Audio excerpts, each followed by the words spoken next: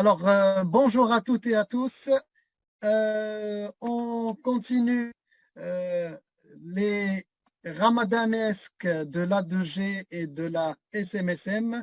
Ça devient quasiment un rendez-vous hebdomadaire pour nous tous les soignants, tous les médecins et non-médecins, professionnels et même on a même d'autres personnes qui attendent ce rendez-vous toutes les semaines, qui aujourd'hui on attaque deuxième partie des ramadanesques de l'A2G intitulée Diabète, le rein et le cœur.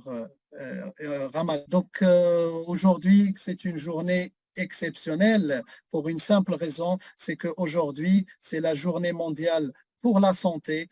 Tous les ans, le 7 avril, l'Organisation mondiale de santé célèbre cette journée intitulée cette année la santé pour tous.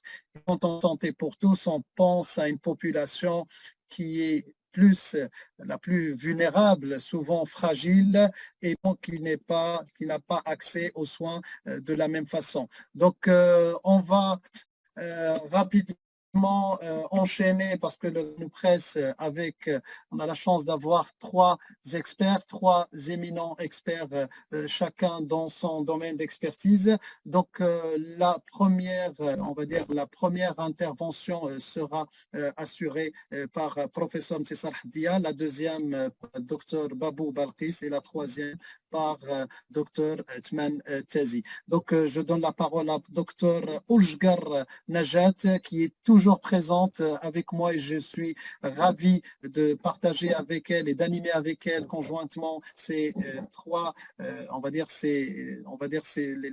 toutes ces éditions des ramadanesques de l'A2G. Docteur Oulshgar, c'est quelqu'un qui ne parle pas beaucoup, mais ceux qui la connaissent, c'est quelqu'un qui travaille énormément dans les coulisses et les médecins généralistes et les directeurs aussi d'un centre d'hygiène, médecin de travail. Donc à toi la parole, docteur Oulshgar, pour introduire professeur Mtissar Haddia. Merci. Bonjour, Ramadan Mubarak Saïd al-Jamia. C'est un plaisir partagé, comme il a dit Dr Imad, de continuer ces épisodes ramadanesques concernant le ramadan, le sujet âgé et la problématique de santé. J'ai voulu présenter professeur Mtissar Haddia, mais puisque son CV il est tellement plein, ce que je peux dire, c'est je vous présente l'une des Marocaines qui ont su faire sa place dans le monde des sciences médicales. C'est le professeur Intisar Haddia, néphrologue spécialiste en néphrologie, et qui va nous parler de la problématique du rein pendant le ramadan, et beaucoup de gens ont souffert. Je suis désolée, je ne vais pas citer toutes les nominations que vous avez. Je vais les mettre dans le site de la Société marocaine des sciences médicales avec la présentation que vous allez faire et l'enregistrement qu'on va faire pour que les gens sachent bien que le Maroc, c'est un pays qui donne et qui donnera pour tout le monde. Merci, Dr Ntissar, et à vous la parole. Merci beaucoup pour cette présentation. Alors, bonjour à toutes et à tous, Ramadan Karim. Je suis très honorée et ravie de prendre part à ces ramadanesques de l'Alliance euro-marocaine de gériatrie et de gérontologie et de la Société marocaine des sciences médicales. Un grand merci aux organisateurs, Hafidi Imed, dont on connaît l'engagement et le dévouement pour les causes justes et nobles. Alors, on m'a confié le soin de parler du rein. Se pose à la fois les patients atteints de maladies rénales et les praticiens qui sont en charge de ces patients. Qui pourrait jeûner, qui ne devrait pas jeûner? Et bien entendu, pour répondre à cela, on va se baser sur les données récentes en la matière. Alors tout d'abord, il est connu que la maladie rénale est fréquente, et notamment la maladie rénale chronique. Elle est en augmentation constante à travers le monde, parallèlement avec l'augmentation des pandémies, mais également à un coût de soins. Et puis, il y a des prédictions qui sont assez préoccupantes, selon lesquelles plus de 5 millions de patients vont nécessiter la dialyse vers l'an 2030. Donc, ce sont des statistiques assez préoccupantes. Mais avant d'aller plus loin, et afin qu'on puisse parler un même langage présentation, permettez-moi de définir l'albumine supérieure à 30 mg par 24 heures, la présence d'une protéinurie, d'une hématurie. Ce sont des marqueurs d'atteinte rénale. Il y a également d'autres types de marqueurs, par exemple histologiques, la présence de lésions histologiques rénales, la présence d'anomalies structurelles ou anatomiques rénales, par exemple la présence de kystes rénaux, une agénésie rénale, la présence de lithiase rénale. Tout cela va nous permettre de définir la maladie rénale chronique. Et j'attire votre attention sur une notion importante, c'est que la maladie rénale chronique ne veut pas dire systématiquement insuffisance rénale chronique. L'insuffisance rénale, c'est un stade parmi d'autres, c'est un ensemble de stades de la maladie rénale. Et d'ailleurs, cela m'amène à parler des 5 stades de la maladie rénale chronique. Donc les premiers stades, il y a des marqueurs de lésion ou d'atteinte rénale avec une fonction rénale qui est correcte ou modérément altérée. Ce n'est qu'à partir du stade 3, lorsque le débit de filtration on va parler d'insuffisance rénale chronique. Et c'est à ce stade-là où commencent les complications chez les patients. Le stade 4, c'est là où le débit de filtration va être inférieur à 30, et le stade 5, c'est le stade terminal où le débit de filtration glomérulaire sera inférieur à 15 millilitres par minute. Et c'est à ce stade où l'on va commencer à discuter avec le patient de la possibilité du traitement de suppléance, et à côté du traitement conservateur que l'on va continuer à prodiguer à ce patient, on va lui exposer toute l'information nécessaire concernant les différentes méthodes de dialyse, que ce soit l'hémodialyse, la dialyse péritonéale ou la transplantation rénale. Donc ça, c'était pour un petit peu expliquer ce qu'est la maladie rénale chronique et dire que c'est un problème de santé publique à travers le monde, étant donné son augmentation constante. Maintenant, puisque notre thème il est assez particulier, il traite d'un concept islamique, c'est le jeûne du Ramadan. Alors, il convient de contextualiser là aussi, parce que dans le monde, il y a à peu près 2 milliards de musulmans. La plupart de ces musulmans sont en Afrique du Nord, en Afrique centrale. Il y a des pays asiatiques où il y a beaucoup de musulmans. Également, les musulmans se trouvent majoritairement au Moyen-Orient. Mais avec la mondialisation, avec tout ce qu'il y a comme mouvement et mobilisation des personnes à travers le monde, plusieurs pays européens maintenant, aux États-Unis, au Canada, en Amérique latine, même en Australie, on va trouver dans ces pays-là des communautés musulmanes. Et donc la question du jeûne se pose avec acuité chaque mois de Ramadan, et même avant, aux praticiens qui sont en charge de ces patients. D'ailleurs, le Ramadan, c'est pour ceux qui ne le savent pas, et ils sont minoritaires lors de ce webinaire. Donc le Ramadan, c'est un mois du calendrier islamique, qui est un calendrier lunaire. Le mois, il compte 29 à 30 jours, et un fait qui est intéressant, c'est que chaque année, le mois du Ramadan va survenir 11 jours à l'avance par rapport à l'année précédente. Si bien qu'au cours de 33 ans, le Ramadan aura fait pratiquement toute l'année. Et de ce fait, il pourrait survenir dans la saison chaude comme il pourrait survenir dans une saison froide. Et tout musulman, après la puberté, un musulman ou une musulmane en bonne santé, ayant toutes ses facultés mentales, est obligé de jeûner, bien entendu, le mois du Ramadan, d'observer le jeûne du Ramadan de l'aube jusqu'au coucher du soleil. Maintenant, le jeûne du Ramadan est imprégné d'une symbolique qui est très très forte. Pour les musulmans, c'est un acte honorifique qui est très très important. Et ça, on le voit dans notre pratique. Lorsqu'on va déconseiller ou recommander à certains patients de ne pas jeûner, ce n'est pas quelque chose de très facile à accepter pour les patients, notamment les personnes qui sont âgées. Ils vont se sentir diminuées. Elles vont se sentir, voilà, il y a c'est quelque chose qui est de toutes les manières très très difficile à accepter. Alors la difficulté du jeûne va dépendre de plusieurs paramètres. D'abord des heures du jeûne. Et là, il y a des variations géographiques. Jeûner au Maroc, ce n'est pas la même chose que jeûner en Islande ou en Norvège. Il y a des pays, par exemple, en Chili, en Nouvelle-Zélande, la moyenne d'heures, enfin la longueur du jeûne, c'est autour de 11 heures. En Norvège, par exemple, ou en Islande, c'est 18 heures, voire 20 heures. Ça dépendra aussi, la difficulté dépendra de la saison. Alors, celui qui va jeûner 20 heures ou 18 heures dans une saison chaude, c'est pas la même chose que celui qui va jeûner 11 heures, par exemple, ou lorsque le climat est plus tempéré, un climat qui est froid.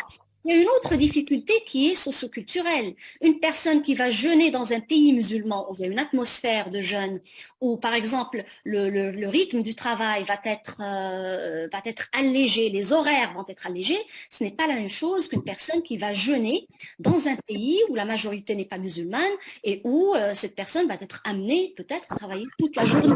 Ce n'est pas du tout la même chose et ça, ce sont des difficultés dont il faut tenir compte, notamment dans certains cas que l'on verra par la suite.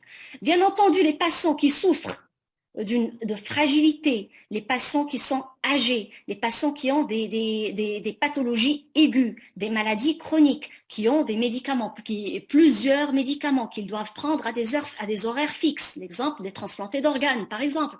Alors, ces patients-là, le fait de jeûner, notamment de longues heures dans des circonstances difficiles, peut engendrer des complications de santé, notamment il y a le risque de déshydratation suite au stress hydrique, il peut y avoir même des troubles électrolytiques chez ces patients.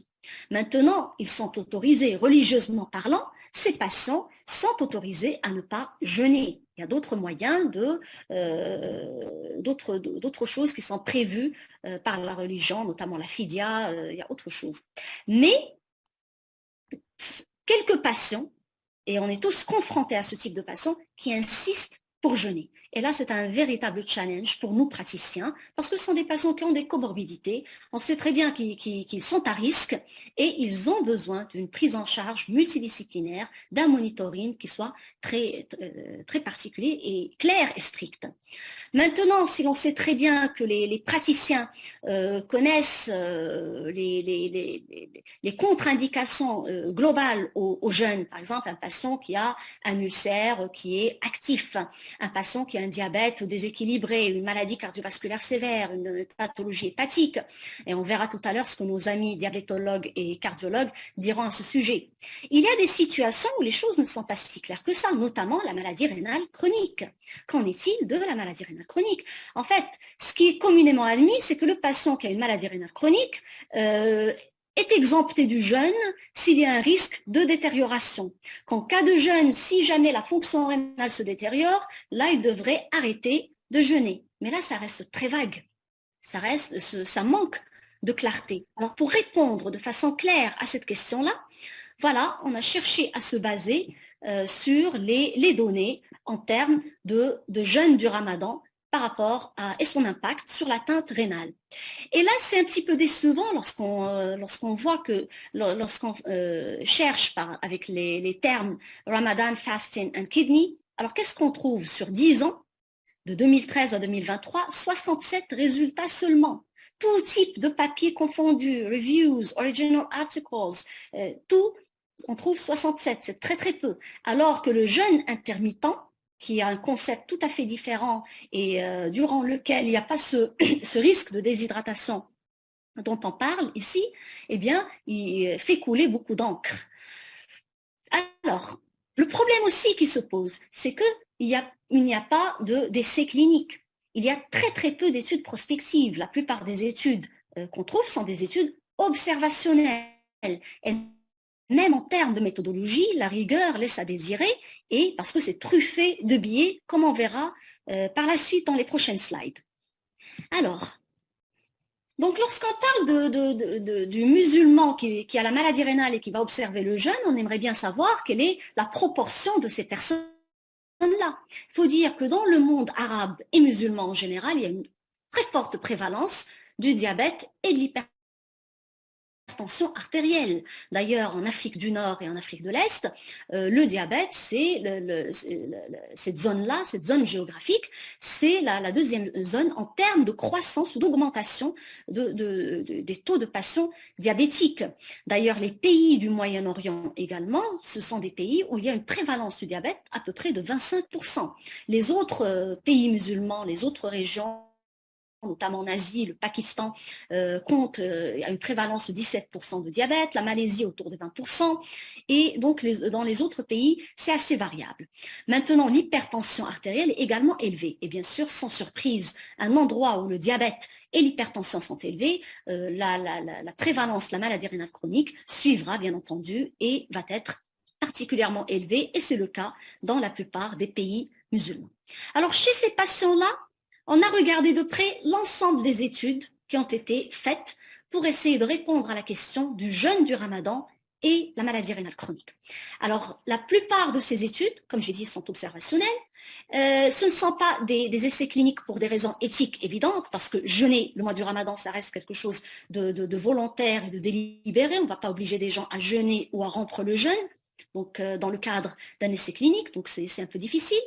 Et puis, ces études-là, ils avaient pour objet d'observer, c'est-à-dire de voir et de comparer le débit de filtration glomérulaire avant le Ramadan, avant le jeûne, et à la fin du Ramadan, et voir est-ce qu'il y a des modifications, de relever, et l'autre objectif était de relever la survenue d'effets secondaires ou de complications telles une insuffisance rénale aiguë ou des troubles hydroélectrolytiques. Alors, et puis, il y a d'autres études, des études cas témoins, qui ont comparé deux groupes de patients, ceux qui ont jeûné et ceux qui n'ont pas jeûné, en essayant de voir les différences. Alors, ce qui ressort globalement de ces études, il y a trois grandes situations. Alors, il y a la première situation, et la plus fréquente, ceux qui ont dit qu'il n'y avait pas du tout de différence significative entre ceux qui ont jeûné et ceux qui n'ont pas jeûné. Ou alors, celui qui a jeûné n'a pas vraiment altéré sa fonction rénale de façon significative entre le début du Ramadan et la fin du Ramadan. Donc ça, c'était le cas de figure le plus important. On va y revenir pour l'interpréter. Le deuxième cas de figure qui est attendu, c'est que voilà, les praticiens ont relevé chez ceux qui ont jeûné, bien sûr des patients avec maladie rénale chronique, ils ont relevé des complications telles l'insuffisance rénale aiguë, des dyskaliémies, des dysnatrémies, etc. Et puis le troisième cas de figure qui était assez rare quand même, mais assez surprenant, sont ceux qui ont dit on a eu des patients qui ont amélioré leur fonction rénale. Alors, regardons de près ces résultats afin de les interpréter. Alors, dans le premier cas de figure, ceux qui ont dit qu'il n'y avait pas du tout de différence, dans cette situation-là, c'est vrai qu'il n'y avait pas de différence en termes de créatinine, de débit de filtration glomérulaire. Mais chez ces patients-là, toutes les études qui ont essayé de regarder les marqueurs de lésions tubulaires, donc c'est pousser un peu les investigations, ils ont trouvé que même si la créatinine ne bouge pas, même si le débit de filtration ne s'altère pas, il y a des lésions tubulaires qui s'opèrent chez ces patients-là par déshydratation, vu que c'est un rein qui est fragile. Il est à noter que la plupart des patients qui sont intégrés dans des études ont des maladies rénales chroniques stade 1 et 2. Très peu sont au stade 3. Donc la plupart ont des maladies rénales qui sont vraiment modérées. Ce n'est pas vraiment des insuffisances rénales sévères. Et puis, concernant le cas la situation de ceux qui ont trouvé que le jeûne a amélioré la créatinine des patients, alors l'explication ici, c'était que peut-être l'amélioration de l'hypertension artérielle, le contrôle tensionnel, expliquait cette amélioration de la créatinine. Toujours est-il, comme la méthodologie n'est pas de la rigueur requise, les patients qui sont recrutés, déjà il y a un biais concernant le recrutement des patients, ce sont des patients volontaires, ce sont les patients qui sont en bonne santé, ce sont les patients qui ont des bilans biologiques contrôlés, des chiffres tensionnels contrôlés, donc ce n'est pas très représentatif du patient qui a une maladie rénale chronique. Et aussi, ce sont des patients qui ont jeûné dans des climats qui ne sont pas particulièrement chauds, avec des heures de jeûne qui ne sont pas particulièrement longues. Et de ce fait, il a été conclu qu'on ne pouvait pas généraliser ces données sur l'ensemble des musulmans à travers le monde. D'un autre côté, plus délicat encore, d'autres études se sont intéressées aux dialysés, aux jeunes du dialysé, On sait très bien que c'est quelque chose qui ferait bondir n'importe quel néphrologue. On ne peut pas cautionner le jeûne du dialysé. Déjà les jours de dialyse, le dialysé va être en contact avec des liquides, avec le dialysa, avec le sérum, avec des médicaments. Donc d'un point de vue islamique, ce n'est pas le jeûne. Ça ne correspond pas au jeûne qui doit être observé pendant le ramadan. Mais ces patients-là peuvent jeûner. Des fois, il y a des patients qui insistent pour jeûner les jours de non-dialyse. Et à ce moment-là, donc l'étude qui a été réalisée là aussi avec les mêmes reproches méthodologiques que ce que j'ai présenté dans les précédentes slides, alors ces études-là n'ont pas montré d'anomalies particulières dans la plupart des cas. Dans certaines études ont montré qu'il y avait un problème avec le phosphore, avec le contrôle du phosphore, avec le contrôle du potassium. Il y avait de la surcharge parce que le patient ne va pas manger toute la journée. Le soir, à la rupture du jeûne, peut-être que, étant donné la soif intense et le jeûne et la faim intense, peut-être qu'il va consommer des boissons de façon importante. Et donc, ce sont des patients qui vont se retrouver en surcharge dans certaines situations. D'ailleurs, la dialyse est un état catabolique particulier où le jeûne est vraiment à déconseiller fortement chez les patients. Donc voilà. Et là aussi, les données de ces études-là, pour les mêmes raisons, ne sont pas extrapolables à l'ensemble des musulmans à travers le monde. Ce qui est conclu de l'ensemble des études qui sont publiées, notamment par la Fédération internationale du diabète et l'Alliance internationale du ramadan, c'est que jeûner le ramadan serait possible et autorisé chez un patient qui a une maladie rénale chronique modérée, mais stable, qui n'est pas à risque de détérioration. Les patients qui sont au stade 3, 4 et 5 de la maladie rénale, c'est-à-dire lorsque le débit de filtration est inférieur à 60, sont à très haut risque de progression de la maladie rénale, c'est-à-dire d'altérer leur fonction rénale. Et puis, quelle que soit la situation, avant le ramadan, les patients doivent discuter avec leur médecin, doivent avoir un monitoring qui est très clair au sujet de leur situation et décider est-ce qu'ils vont jeûner ou pas. De manière plus récente, il y a eu cette répartition des patients selon le niveau de risque. Donc comme ça, il y a 3 niveaux de risque. Le très haut niveau de risque, c'est le patient qui ne doit pas jeûner, must not fast. Ce sont les patients stade 4 et stade 5 non dialysés. Les patients dialysés, tout type de dialyse péritonéale, hémodialyse, donc tout ça, c'est contre-indiqué. La femme enceinte qui a une maladie rénale chronique, là aussi, c'est contre-indication absolue. Le haut risque, c'est le patient qui ne devrait pas jeûner. Ce sont les stades 1 à 3 de la maladie rénale chronique instable, c'est-à-dire qui est prédisposé à de l'instabilité, à aggraver sa fonction rénale. Et aussi les patients qui ont des anomalies, qui ont une maladie rénale chronique, des anomalies hydroélectrolytiques très difficiles à équilibrer, à gérer, ou qui ont besoin d'être sous médicaments, par exemple médicaments diurétiques, bloqueurs du système rénine, inhibiteurs SGLT2, antagonistes des récepteurs minéralocorticoïdes, surtout lorsqu'il y a l'association de plusieurs de ces médicaments qui sont d'une part pourvoyeurs d'hypovolémie et d'autre part qui interfèrent avec l'hémodynamique rénale. Le dernier cas de figure, c'est le patient qui a un faible risque. Alors là, c'est au cas par cas, c'est à discuter avec le médecin. C'est-à-dire, il a le stade 1, 2 de la maladie rénale chronique, stable, il ne pose pas de problème. À la limite, s'il veut jeûner, là, on pourrait l'accompagner et le conseiller pour le jeûne. Il y a une autre catégorie de patients, ce sont des patients qui sont lithiasiques ou prédisposés à l'infection urinaire à répétition. Alors là aussi, c'est au cas par cas. Un patient qui a émis un calcul dans sa vie ou deux, ça, à la limite, il peut jeûner avec les précautions d'usage. Mais attention aux patients qui ont des pathologies pourvoyeuses de calcul, par exemple l'oxalose, par exemple, je ne sais pas, il y a certaines maladies, certaines malformations qui vont faire que les patients sont des pondeurs de calcul. Là, le jeûne va exacerber cette situation. Alors nous, qu'est-ce qu'on fait en pratique? Qu'est-ce qu'on dit à nos patients dans nos consultations? Qu'est-ce qu'on leur dit? On leur explique que la maladie rénale chronique est une situation à risque. Alors le stade 3, c'est-à-dire moins de 60, on ne leur permet pas parce qu'il y a un risque d'aggravation de la fonction rénale, a fortiori, ils sont instables. Le stade 4 et 5, le risque de complications est très important et donc c'est interdiction absolue. Le diabétique avec une maladie rénale chronique, on ne lui permet pas de jeûner parce que c'est une situation à haut risque. Maladie rénale chronique et atteinte cardiovasculaire, là aussi, il y a un risque de progression qui est très important.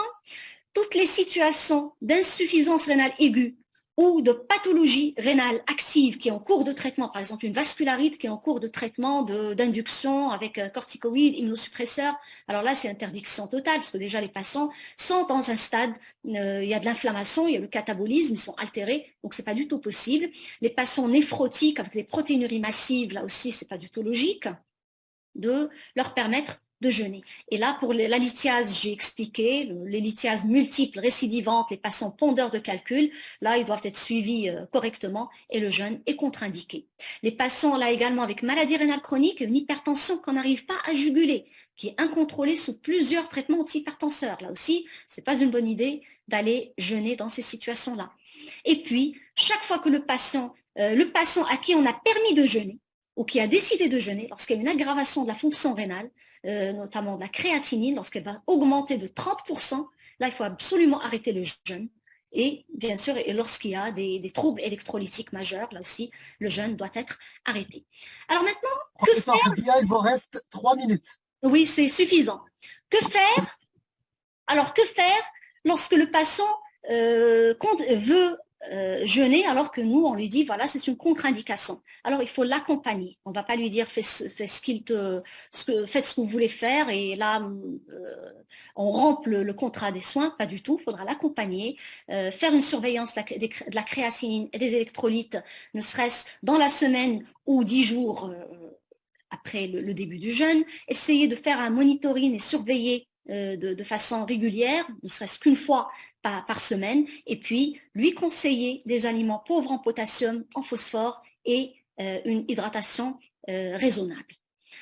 Ça, je termine par cet algorithme qui est très simple, c'est-à-dire la question que je me pose, est-ce que mon patient, je sais que mon patient a une contre-indication au jeûne, je vais lui poser la question, est-ce que vous avez l'intention de jeûner? S'il me dit non, voilà qu'il adhère à mes conseils, je continue ma prise en charge habituelle. S'il me dit oui, alors j'essaye de le dissuader dans un premier temps, puis je le stratifie en fonction des 3 niveaux de risque. Le faible niveau de risque, on a vu, ça ne pose pas de problème.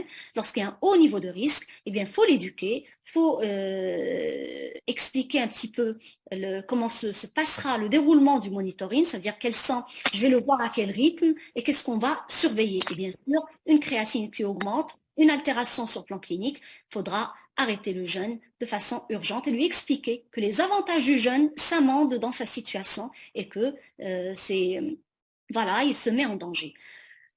J'arrive à la fin, donc avec ces messages clés. Il faut dire que le fait de jeûner pendant de longues heures, notamment dans les climats qui sont chauds, vont mettre en danger les patients qui ont une atteinte rénale, une maladie rénale chronique, avec un risque bien sûr d'aggravation et de progression de la fonction rénale et une insuffisance rénale aiguë. Ces patients sont exemptés du jeûne et doivent savoir, qu'en jeûnant, ils se mettent en danger. Après, les études observationnelles qui existent ne permettent pas d'être généralisées pour les différents biais que nous avons discutés. Et puis, le patient qui est à haut risque ou à très haut risque devrait arrêter le jeûne dès qu'il y a des signes d'alerte et la prise en charge, l'accompagnement doit être individualisé en fonction de chaque situation et de chaque patient. Oui, pardon. Merci infiniment, professeur Hadia, pour cette excellente présentation et ce tour d'horizon. On peut vous entendre et vous écouter des heures et des heures, mais le temps nous presse. Mais c'est vrai, ce tour d'horizon sur le rein était extraordinaire et surtout qu'il y avait les messages clés à la fin, mais on n'hésitera pas à revenir à la fin pour poser quelques questions qui se défilent. On a beaucoup d'audience cette fois-ci. Je pense que les ramadanesques font leur succès pour la troisième. Cette fois-ci, on a la chance d'être avec la Société marocaine des sciences médicales. Donc, sans tarder, on va aussi passer à, on veut dire, à un cousin du cœur, du rein, pardon, c'est le cœur. Et aussi le lien entre le cœur et le ramadan, c'est toujours une question récurrente chaque année chez les patients et et notamment les personnes âgées. On a la chance d'avoir parmi nous docteur Babou Balkis qui intervient pour la deuxième année consécutive. Elle était aussi réclamée par beaucoup de collègues. Donc, docteur Babou Balkis, elle est cardiologue exerçant secteur libéral. Elle a à son actif plusieurs titres académiques. Donc, je ne peux pas les citer tous, mais on a la chance d'avoir parmi nous une experte dont on est fier qu'elle soit parmi nous aujourd'hui et aussi la fière qu'elle soit aussi dans le rang de l'Alliance euro-marocaine gériatrie de gérontologie. À toi la parole, cher ami, docteur Babou Balkis, à toi la parole. Très bien. Donc, bonjour mes chers amis, mes confrères, consoeurs. Très ravi d'être parmi vous ce jour-là.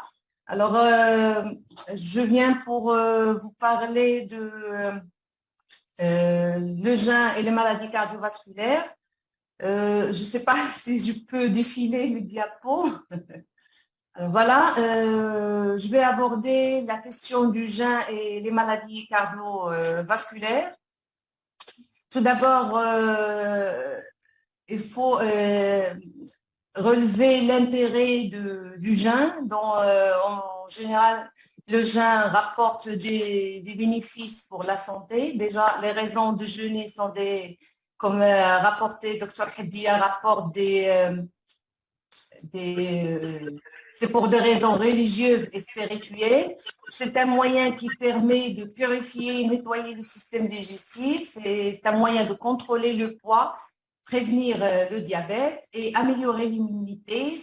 En jeûnant, c'est le moyen d'éliminer les radicaux libres et éviter le vieillissement cellulaire ainsi que la progression des cancers. Vous connaissez tous que les cellules cancéreuses se nourrissent essentiellement du glucose.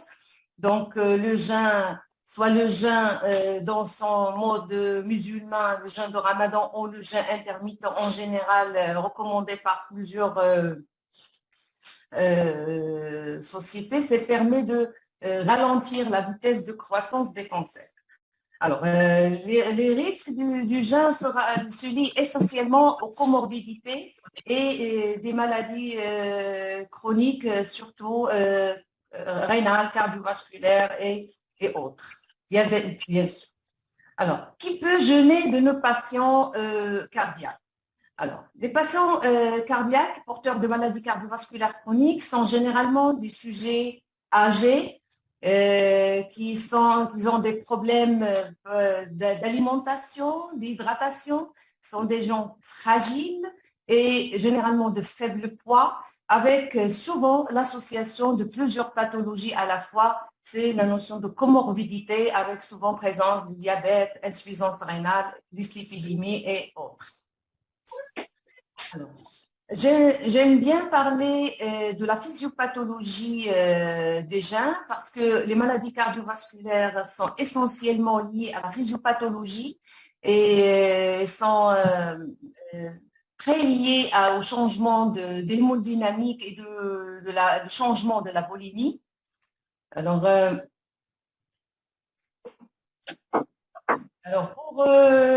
pendant les heures de jeûne, il y a une diminution des apports hydriques. Donc, et les apports hydriques, bien sûr, leur niveau dépend des heures de jeûne, qui dépend essentiellement de la zone géographique et autre de nombre de heures à jeûner. Et cela dépend de la saison où survient le mois de Ramadan. Quand on jeûne en hiver, ce n'est pas comme l'été, les heures de jeûne peuvent aller jusqu'à 16 heures, 17 heures de jeûne. Donc, on aura une diminution très importante des apports hydriques. En contrepartie, on a une perte de liquide. C'est la transudation qui peut nous faire perdre de 350 à 400 cc par jour. Et les urines, on peut perdre de 1 litre 250 cc jusqu'à 2 litres, voire plus, selon bien sûr la période et la durée du jeûne. Donc tout ça nous ramène vers une diminution de la volume. Alors, une fois on a une diminution de la volémie, il y a activation des barorécepteurs avec stimulation du système adrénergique. système adrénergique, qui dit stimulation du système adrénergique, dit augmentation de la fréquence cardiaque. Ce sont des mécanismes de compensation. Augmentation de la fréquence cardiaque, augmentation de la précharge et de la post-charge, et augmentation du travail cardiaque, et par conséquent, augmentation des besoins en oxygène. Cette physiopathologie est très importante à comprendre. Parfois, j'essaie même de le simplifier pour mes patients. C'est pour essayer de convaincre nos patients de parfois l'utilité de ne pas jeûner. Alors, comme vous voyez sur ce schéma, alors là, on détecte une hypovolémie. Il y a une augmentation du système sympathique et l'adrénaline circulante. Et par conséquent, vasoconstriction, augmentation de la contractilité cardiaque, augmentation de la diminution de la posture et augmentation de la fréquence cardiaque. Pour tout ça, pour essayer de garder un débit cardiaque constant en gardant un volume d'éjection. Voilà, donc les mécanismes de compensation pour garder un débit cardiaque constant et un volume d'éjection systolique constant sont généralement, ça marche bien chez un cœur normal, mais chez les patients qui ont une dysfonction ventriculaire gauche, qui ont une cardiopathie, des valvulopathies, un trouble de la contractilité, cardiopathie ischémique, ce mécanisme de compensation peut ne pas marcher, on marche partiellement, et par conséquent, il y a une défaillance cardiaque, augmentation des pressions de remplissage et des décompensations cardiaques. Alors, l'hypovolémie aussi est une raison pour activer, comme pour les mécanismes de compensation, activation du système rénine-angiotensine.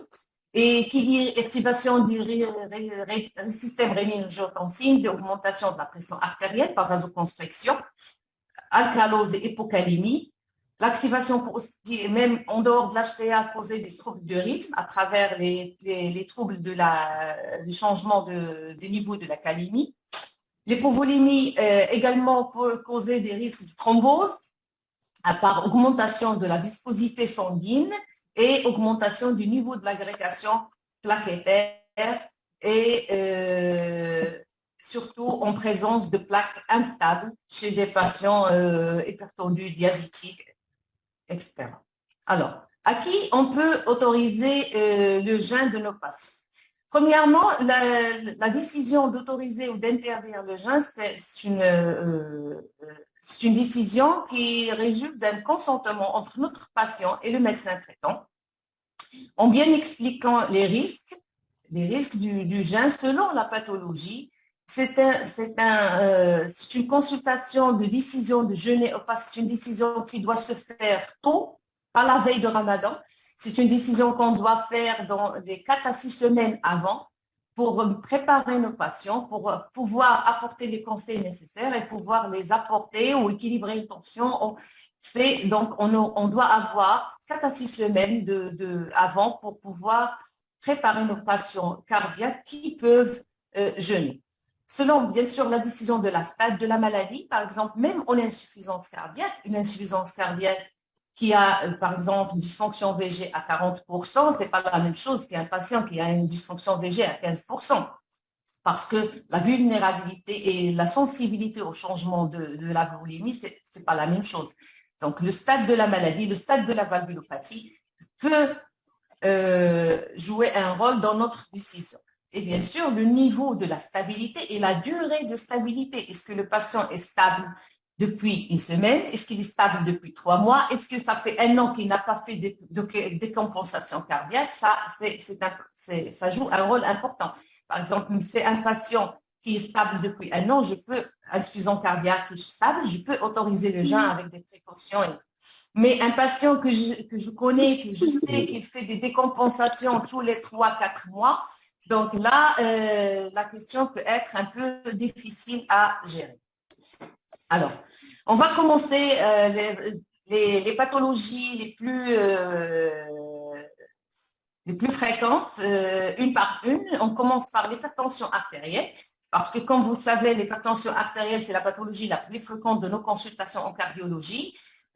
L'hypertension artérielle, elle a une prévalence de l'ordre de 33% de notre population. Et comme vous savez, que dans ces 33 poids de population qui est hypertendue, un tiers est traité et même pas un quart qui est équilibré et qui est une HTA maîtrisée. Donc, l'hypertension artérielle, malgré ça paraît une question simple, mais c'est une question qui relève pas encore tous ses secrets. Alors, voilà, donc c'est une patiente, il faut avoir des patients avec un équilibre tensionnel, une tension artérielle qui est inférieure à 140 sur 90. Ce chiffre, je parle du chiffre de mesure au cabinet médical. Au cabinet médical, parce que si on prend en charge le patient, si on prend les mesures de la MAPA ou autres, les chiffres changent. Par exemple, si on se réfère aux mesures de la MAPA, c'est 135 sur 85. Alors, 140 sur 90, c'est les mesures de cabinet médical. Il faut que ça soit une HTA qui n'est pas compliquée, ça veut dire non compliquée, d'un infarctus de myocarde, d'un AVC ischémique ou d'une insuffisance cardiaque, sans atteinte d'organes cibles, pas d'insuffisance rénale, pas de rétinopathie. Il faut que le patient soit monothérapie ou soit une association fixe et qui ne nécessite pas plusieurs prises par jour pour maîtriser sa tension artérielle. Donc, automatiquement, on exclut du gène les HTA résistantes. Les HTA résistantes, c'est des HTA qui restent élevées malgré une trithérapie bien menée incluant un diurétique. Et les HTA grade 3 et supérieurs à 180 mm du mercure. Et les HTA avec une insuffisance rénale, bien sûr, et les diabètes déséquilibrés. Alors, il faut faire attention, je veux insister sur cette question. Les patients hypertendus sous IEC et ZRA2 sont plus vulnérables que les autres patients parce que il faut qu'ils s'hydratent bien. Parce que si jamais ils ont une déshydratation par manque d'apport ou pendant le jeûne, ils ont une diarrhée ou un vomissement, l'hypovolémie peut être très délétère chez eux parce que les mécanismes de compensation sont bloqués par ces traitements et faire surtout attention si les patients sont sous diurétique. Alors, la grande question, c'est l'insuffisance cardiaque. C'est une question très, très importante parce que c'est une pathologie très, très sensible au changement de la boulimie. Et c'est la pathologie qui décompense le plus pendant le mois de Ramadan. D'abord pour les modifications des apports hydriques, des pertes, etc. Et surtout pour le changement de régime alimentaire. Les gens peuvent faire un écart de régime, manger un peu plus salé. Il faut, pour autoriser le jeûne chez les patients insuffisants cardiaques, droite ou gauche ou global, il faut qu'il soit stable pendant au moins 6 mois. C'est-à-dire, on peut dire 6 mois à 1 an, mais il faut qu'il n'a jamais fait de décompensation cardiaque ou hospitalisé pour pousser d'insuffisance cardiaque durant les 6 derniers mois. Il faut que ce soit une insuffisance cardiaque au stade 2 de la NYHA. Il ne faut pas que nos patients insuffisants cardiaques soient sous diurétique à forte dose ou à prise multiple. Donc, les patients qui sont pas stables et qu'on doit mettre les diurétiques à 2 ou 3 prises par jour, ou les patients qui ont des traitements, notamment les anticoagulants à heure fixe ou autres, donc il ne faut pas autoriser le jeûne. Alors, généralement, l'évaluation du patient insuffisant cardiaque est une évaluation globale, dans sa globalité, dans ce niveau de risque cardiovasculaire, dans les pathologies associées, la comorbidité, et c'est une évaluation cas par cas. Comme j'ai dit au début, les patients insuffisants cardiaques peuvent être une large variété de patients. Il y a des patients qui ont une insuffisance cardiaque modérée, tolérée, qui ne font pas de décompensation. Il y a aussi des insuffisances cardiaques sévères qui font des décompensations tous les 2-3 mois. Donc là, il faut évaluer nos patients cas par cas et exclure déjà les patients fragiles et à risque élevé de décompensation. Alors, il faut insister que même si on a des patients stables, jusque-là, le jeûne peut décompenser une insuffisance cardiaque. Donc, il faut être vigilant chez les patients à qui on autorise le jeûne, insuffisance cardiaque. Il faut leur donner des conseils pour l'heure du traitement. Il faut qu'ils continuent à leur prendre leur poids et nous avertir chaque fois qu'il y a une modification brutale de leur poids, ça peut nous indiquer qu'il y a un début de décompensation. Donc, pour les patients insuffisants cardiaques, il faut qu'ils se pèsent quotidiennement, tous les 2 jours, pour détecter le moindre changement de poids qui peut être signe d'un début de décompensation et arrêter le jeûne. Il vous Donc, la reste 3 surveillance. minutes, Docteur Balkis. Il vous reste Alors, pas les beaucoup de temps. syndromes, voilà, je vais aller plus vite. Les syndromes coronariens aigus. Alors, il faut que le patient soit asymptomatique. Il ne faut pas qu'il a déjà fait un événement cardiovasculaire, syndrome ST+ ou ST- dans l'année qui précède. Il faut qu'il ne soit jamais décompensé pendant cette année. Il faut qu'il n'a pas fait de rythme, trouble de rythme grave ou trouble de rythme non maîtrisé. Et il faut signaler que les syndromes coronariens aigus, même dilatés et stentés, comportent un risque élevé durant les 6 premiers mois avec des risques de resténose et de décompensation et d'événements coronariens. Alors, les AVC récents, moins de 6 mois, 1 an, il faut éviter le jeûne, surtout les patients qui gardent des séquelles. Alors, pour les valvulopathies, les valvulopathies symptomatiques qui ont une dyspnée, des poussées d'insuffisance cardiaque, ils ont des troubles de rythme, il ne faut pas qu'elles gênent. Les valvulopathies, parce qu'elles sont rapidement, elles décompensent rapidement, les valvulopathies au stade chirurgical, valvulopathie mitrale aortique qui sont au stade chirurgical, il ne faut pas qu'elles gênent jusqu'à qu'elles soient opérées. Et s'ils sont opérés, il faut attendre 1 année pour pouvoir discuter la possibilité de jeûner. Alors, l'âge à lui seul peut être, comme on est avec les gériatres, donc l'âge à lui seul peut être un handicap au jeûne parce qu'à partir de 75 ans, 80 ans, il faut poser la question, est-ce que cette personne peut jeûner? Il faut une évaluation personnalisée avec le poids, qu'est-ce qu'il a comme réserve, et même avec une cardiopathie stable, il faut aller cas par cas évaluer selon la capacité physique du patient parce qu'ils sont vulnérables et ils sont de décompensation facile. Alors, si le jeûne est permis, il faut bien répartir les prises des médicaments entre phtor et sphore, bien sûr. Il faut faire surtout attention aux anticoagulants parce qu'on a une augmentation significative des troubles, des complications hémorragiques pendant le ramadan. Donc, il faut, parce que les gens ne respectent pas les horaires de prise. Alors, et surtout le changement de l'alimentation avec le syndrome. Maintenant, avec les AOD, on peut faire mieux, mais on a par exemple les AOD à 2 prises par jour. Donc, parfois, c'est un moyen que je fais personnellement pendant le ramadan. Je peux changer l'AOD en 2 prises vers un AOD en monoprise, juste pour ramadan, pour faciliter la prise et respecter l'horaire du prise. Par exemple, si j'ai un patient sous le liquide, à 2 prises, à 2 heures d'intervalle, minimum 10, pendant le ramadan, c'est vraiment impossible. Donc, qu'est-ce que je fais? Je peux changer vers le Xarelto pendant un ramadan et après retourner en notre traitement habituel. Alors, pour le sport, il faut insister sur les mesures hygiéniques. Il faut éviter les écarts de régime pendant le ramadan. Il faut avoir une activité physique modérée juste pour le contrôle de poids et éviter la sédentarité. Il ne faut jamais commencer une activité physique pendant le ramadan. Pour les gens sédentaires, le ramadan, ce n'est pas la bonne occasion pour démarrer une activité physique. Il faut éduquer nos patients à savoir écouter leur corps.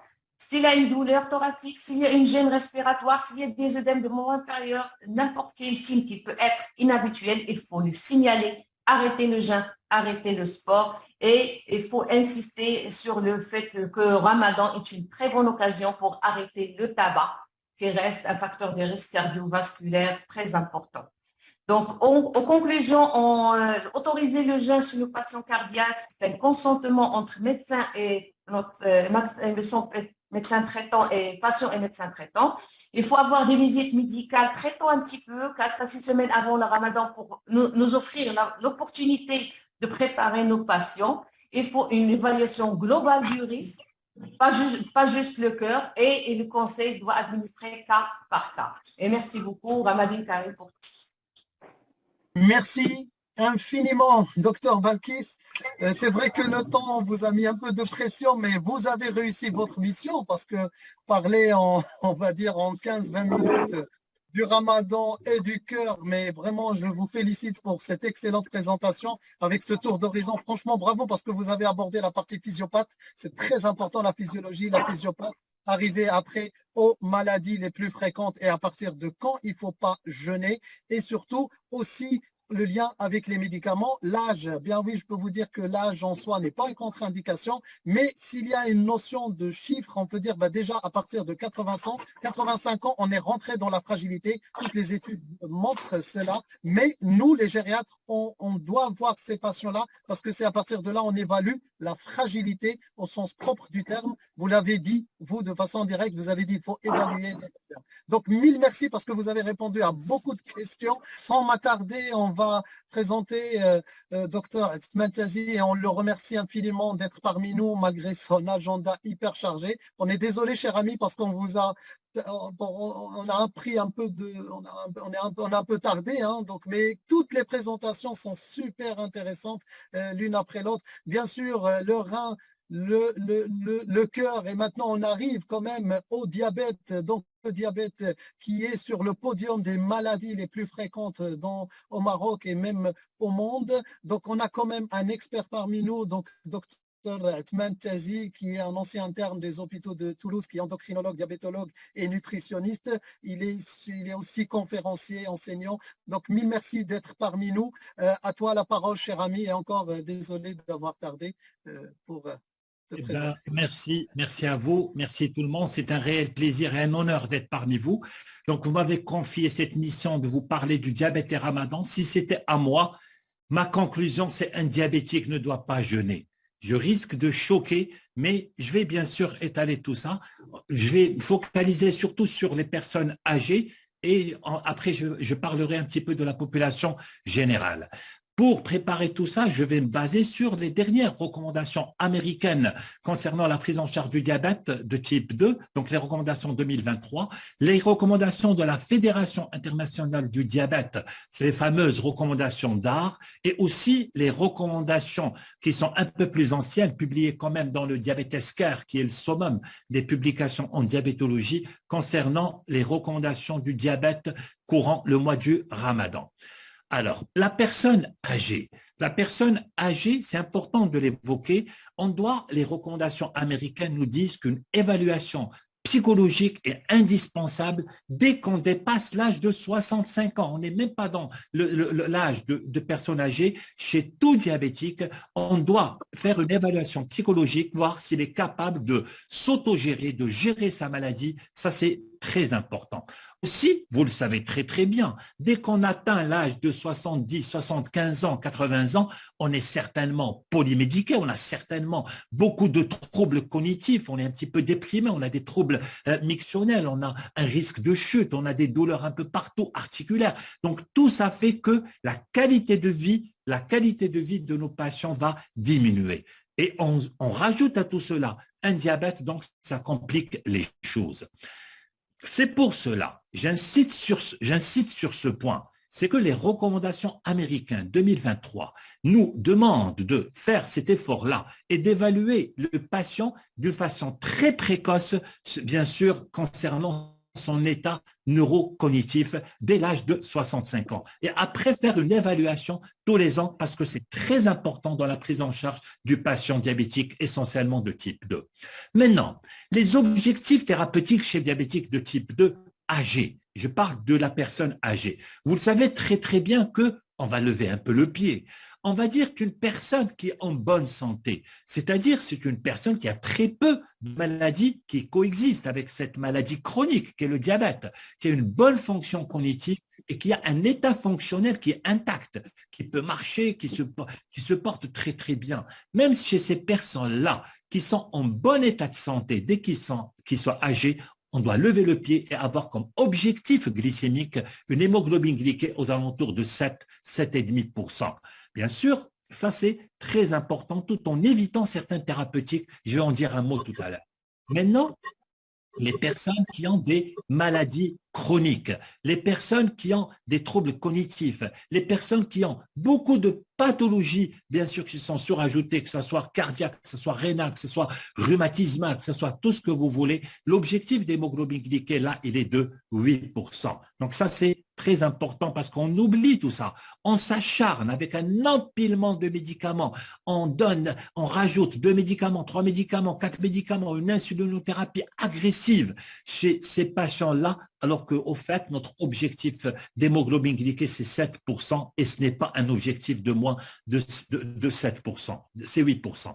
Maintenant, il y a certains patients chez qui on ne doit plus voir cette hémoglobine glyquée. Chez ces patients, on doit juste éviter l'hyperglycémie, c'est-à-dire éviter que la glycémie dépasse les 2 grammes pour qu'il n'y ait pas cette symptomatologie liée à l'hyperglycémie, c'est-à-dire la polyurie, la polydipsie, l'amaigrissement, et pour éviter le risque de complications aiguës liées à l'hyperglycémie. Donc ça, c'est concernant les personnes âgées. Et juste un tableau très important, chez les personnes âgées, il y a des glycémies, si vous voulez, de sécurité avant de dormir. Il y a, par exemple, les personnes qui ont plusieurs maladies associées en plus du diabète et on vise une hémoglobine glyquée aux alentours de 8%. Attention, avant de se coucher, il faut avoir une glycémie au moins un 10, si ce n'est aux alentours de 2 grammes pour éviter l'hypoglycémie nocturne. Quand vous avez des patients chez qui vous visez une hémoglobine glyquée à moins de 8%, là aussi, il faut avoir une glycémie de sécurité avant de dormir qui tourne entre 1 gramme et 1,80. Là, ça parle un petit peu de la personne âgée. Maintenant, une personne âgée, est-ce qu'elle doit jeûner? Le risque du jeûne, vous le savez très très bien, le risque hypoglycémique, le risque hyperglycémique, l'acidocétose diabétique et aussi la déshydratation et la thrombose. Vous imaginez des patients qui sont complètement déshydratés avec des glycémies qui tournent aux alentours de 3 grammes, comment est l'état de leur sang?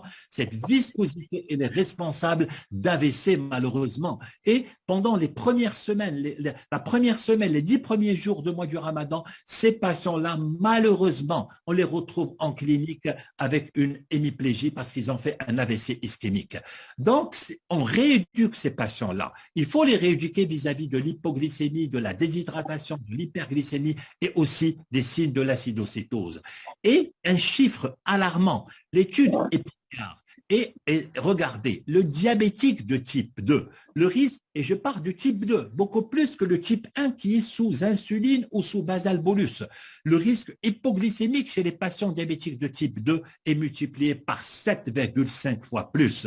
Et aujourd'hui, les cardiologues le savent, les diabétologues le savent, que l'hypoglycémie, elle est fatale pour la cellule myocardique. On le sait depuis longtemps pour le cœur, pour le cerveau, on le sait depuis longtemps pour, bien sûr, certains organes, mais pour le cœur, il y a un risque d'infarctus et de troubles du rythme avec ces hypoglycémies à répétition. Maintenant, la réalité. On impose la rupture du jeûne. Les patients ne doivent pas jeûner. Mais les études nous ont démontré que malheureusement, même en cas d'interdiction, 78% des patients vont jeûner malgré l'interdiction de faire le mois du Ramadan. Maintenant, les personnes âgées, regardez, vous savez, il y a une stratification du risque. Je vais y revenir tout à l'heure. Les recommandations anciennes, avant les recommandations d'art, ont stratifié le risque aux 4 risques. Le patient à très haut risque, à risque modéré et à risque faible. Et dès qu'on parle de personnes âgées, directement dans le patient à haut risque. Dès qu'on dit qu'une personne est âgée, elle est à haut risque, donc cette personne-là ne doit pas jeûner, quel que soit le traitement qu'elle prend. Maintenant, les recommandations d'art, qu'est-ce qu'elles nous disent?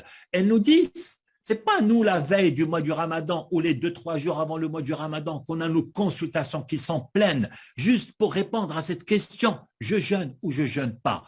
Non, le Ramadan, il faut le préparer 6 à 8 semaines avant. Et il faut une bonne éducation, une éducation sur à quel moment faire son exercice, une éducation sur, bien sûr, quantifier le risque, sur les mesures, comment mesurer sa glycémie, à quel moment, l'apport en fluide, l'apport en aliments. et comment ajuster le traitement. Et ça, on ne va pas le préparer une semaine avant ou 10 jours ou la veille du mois du Ramadan. C'est 6 à 8 semaines avant le mois du Ramadan. Et là, on va établir un risque et ce risque-là va nous dire est-ce que ce patient, il est apte à jeûner ou il ne doit pas jeûner. Et n'oubliez pas, le post-Ramadan. Maintenant, cette stratification du risque, donc je vais la détailler un petit peu, elle va nous dire, vous avez 3 niveaux de risque. Un risque faible, si vous obtenez un score entre 0 à 3, un risque modéré, si vous obtenez un score entre 3,5 et 6, et un score supérieur à 6, donc ça, c'est le score 3, c'est le très haut risque. Maintenant, ce risque-là, c'est celui-là. C'est un calculateur du risque qui est diffusé partout, dans les réseaux sociaux, dans les WhatsApp, vous le retrouvez partout, et regardez. Ce risque, ce calculateur de risque, il prend en compte la durée du diabète, le type du diabète, les risques hypoglycémiques, les caractéristiques du patient, c'est-à-dire son équilibre glycémique.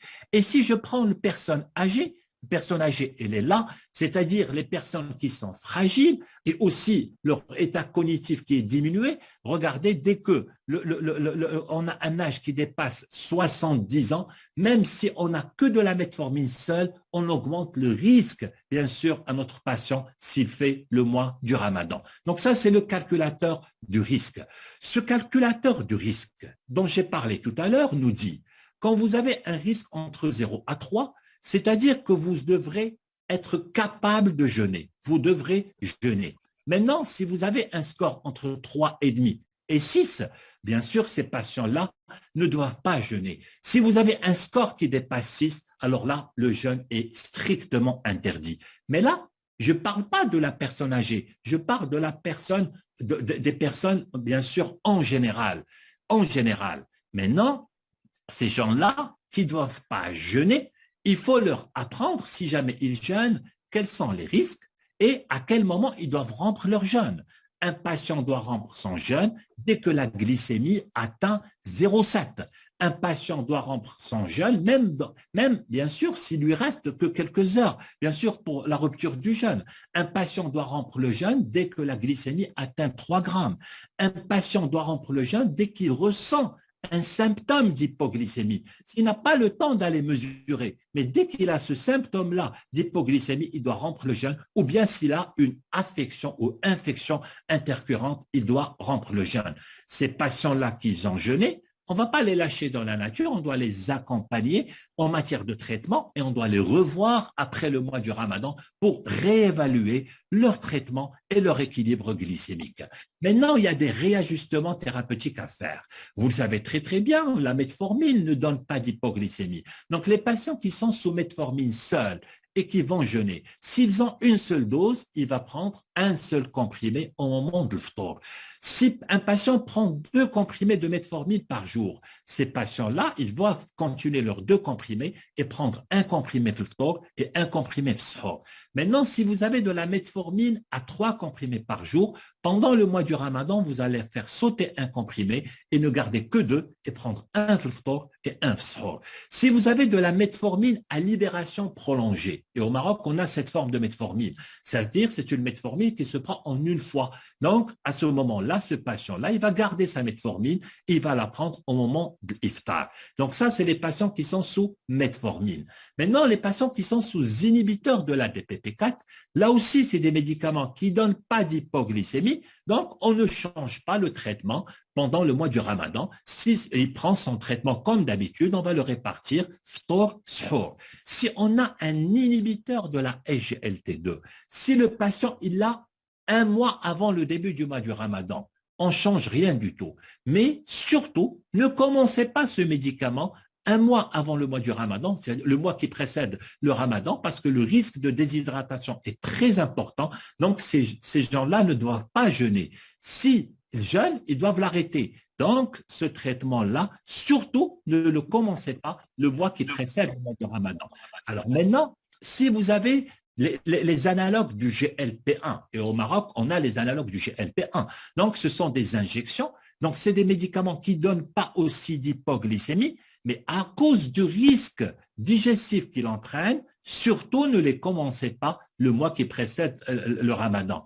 Commencez-les soit 2 mois avant ou commencez-les après le mois du Ramadan. Mais si le patient il l'a depuis des mois, donc il le tolère bien sur le plan digestif, il n'y a aucun réajustement thérapeutique à faire, il va prendre son médicament au moment de l'iftar. Donc ça, c'est concernant les injections d'analogue du GLP-1. Les sulfamides. Les sulfamides, je vais en dire un mot. Normalement, le risque de jeûner avec les sulfamides est énorme parce que le risque hypoglycémique est très important. Si le patient jeûne, au moins proposez-lui un sulfamide à longue durée d'action, c'est-à-dire soit du glimépiride, soit du glyclazide. Les autres sulfamides, il faut les enlever et les reprendre, si vous voulez, après le mois du Ramadan. Donc, optez vers un sulfamide de deuxième génération, soit du glyclazide, soit du glimépiride, et le patient doit le prendre au moment de l'iftar. Si le patient fait une hypoglycémie, à ce moment-là, on va réduire la dose. Mais au début, on commence par la dose initiale.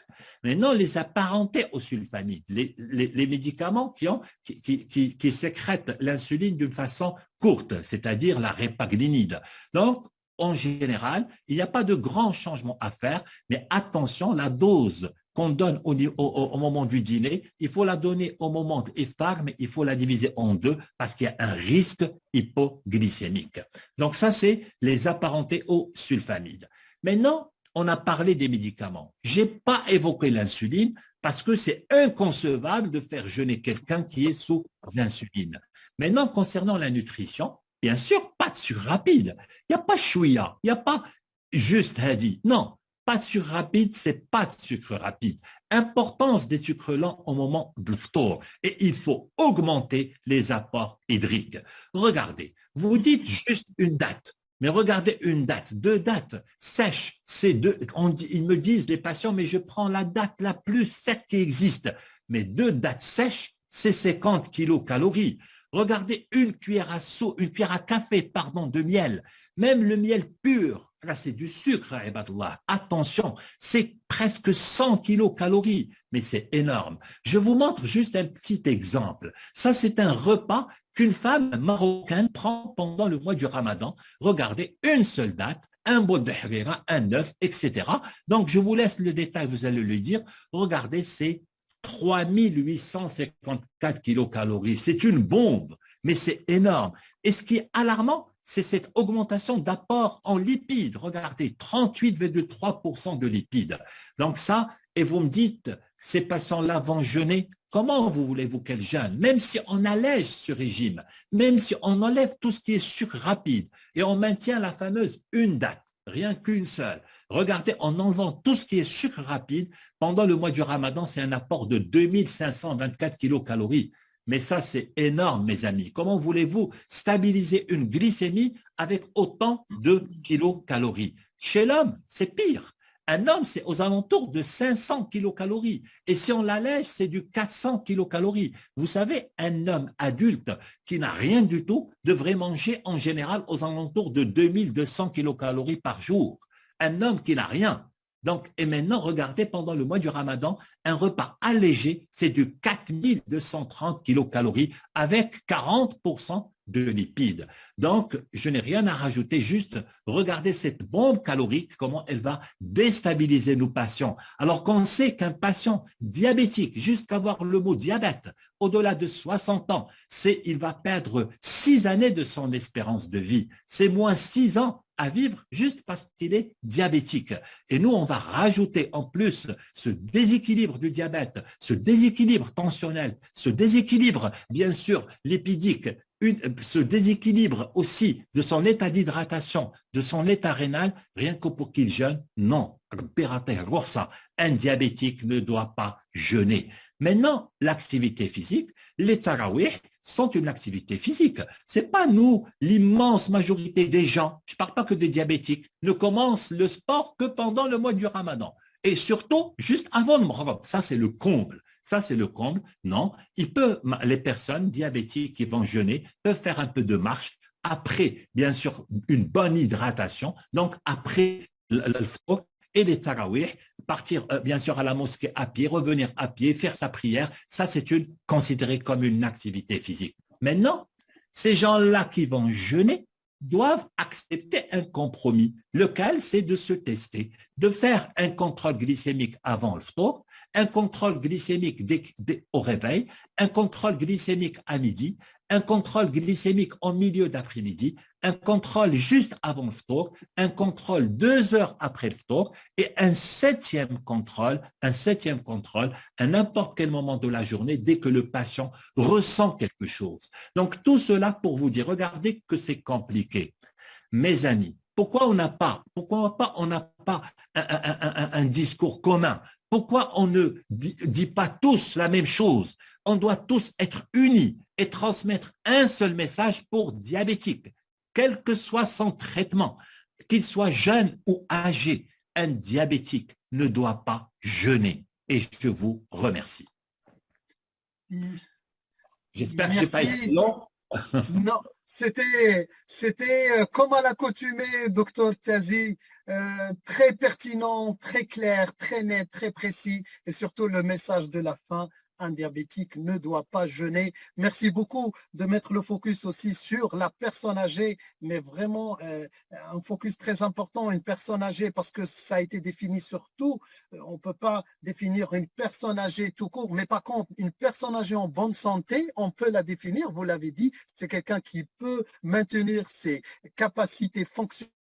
Capacités chez les fonctionnels, c'est les capacités physiques, sociales, aussi bien intrinsèques que aussi bien au niveau de l'environnement. Ces précisions, surtout au niveau du traitement, sont très importantes, très utiles pour les praticiens, et je dis bien surtout nos praticiens et nos collègues de première ligne, parce que c'est eux qui vont venir, qui vont voir ces personnes âgées, souvent accompagnées par les familles, et comme vous dites, accompagnées par les familles à la dernière minute. Donc c'est ce message qui est important et clair, et ça va qu'on doit mener tous ensemble, on va dire tous les praticiens ou les soignants qui œuvrent auprès des personnes âgées, et surtout un grand travail de sensibilisation auprès des aînés naturels, parce que c'est eux qui vont s'occuper, plutôt qui seront prêts auprès de nos seniors.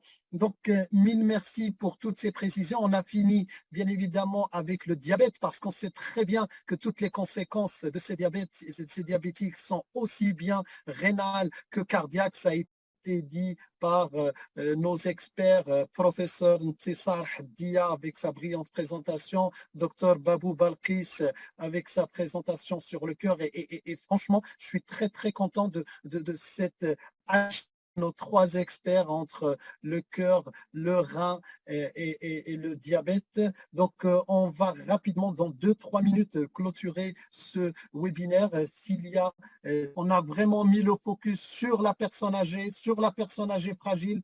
À partir de quand il peut jeûner. Nous, on a en plus cette dimension culturelle d'Indiana. On a tout un langage qu'on doit unifier, comme dit Dr Tazi, pour parler un seul langage. On n'est pas là à peu près, et en plus il y a des recommandations, donc on ne peut que s'appuyer avec ces recommandations, essayer de faire ce travail-là auprès des aidants familiaux, des familles, mais je dirais un travail pérenne, parce que moi je renvoie toujours à l'éducation à la santé, et l'éducation à la santé, elle est pérenne, elle est présente toute l'année, elle commence dans les bancs des écoles. Donc comme je disais, mettre une personne âgée au sport, c'est très compliqué. Par contre, parler de l'activité physique adaptée dès le jeune âge, c'est quelque chose qui est beaucoup plus facile à mettre en place. Donc, je vais laisser un dernier mot à nos orateurs, en commençant par professeur Ntissar Dia,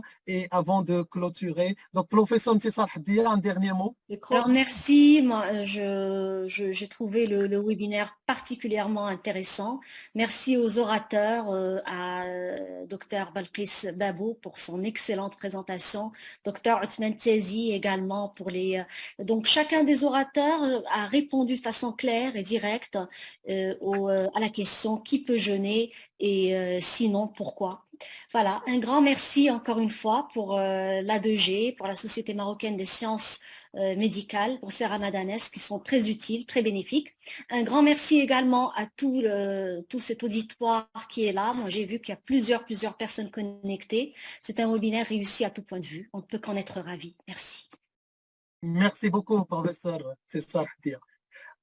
À toi la parole, docteur Babou Balkis, pour un mot de clôture. Oui, docteur Ayman. Oui, on t'entend, cher ami. Oui, voilà, j'étais très contente d'être parmi vous. C'était vraiment très intéressant. Désolée si on a oublié des choses vu la contrainte du temps. Et disons Ramadan Karim et à la prochaine, Inch'Allah. Merci beaucoup. Merci beaucoup. Merci. Donc, un dernier, vas-y. Eh ben, merci beaucoup, merci pour votre confiance, merci de m'avoir invité. Alors, c'était vraiment un réel honneur pour moi d'être parmi vous et Inch'Allah, à la prochaine. Hein. À la prochaine, Inch'Allah. Merci à tous nos orateurs, monsieur Dr Imad. Merci à tout le public qui est avec nous. J'espère qu'on a pu répondre et nos orateurs ils ont pu répondre à certaines de vos questions. Merci à vous tous. Je vous souhaite un bon fin de Ramadan et rendez-vous la semaine prochaine, Inch'Allah. Alors, merci beaucoup, Dr Lojgar. Toujours ravi d'être avec toi. Maintenant, on devient un tandem. On devient un tandem pour ces ramadanesques. Donc, la semaine prochaine, ça sera les cancers, les maladies auto-immunes. Et il y a aussi une surprise, je préfère vous le dire. À la semaine prochaine, vous allez voir, il y a une troisième thématique. Donc, comme ça, je fais jouer le suspense. Il y a aussi une troisième thématique très importantes qui ont coïncidé aujourd'hui à la journée mondiale de la santé. Donc, la santé pour tous. Je finis toujours par ma formule syndicale en disant que vivre, c'est vieillir. Agissons tous pour le bien vieillir. Ramadan Mubarak et à très bientôt. Au revoir.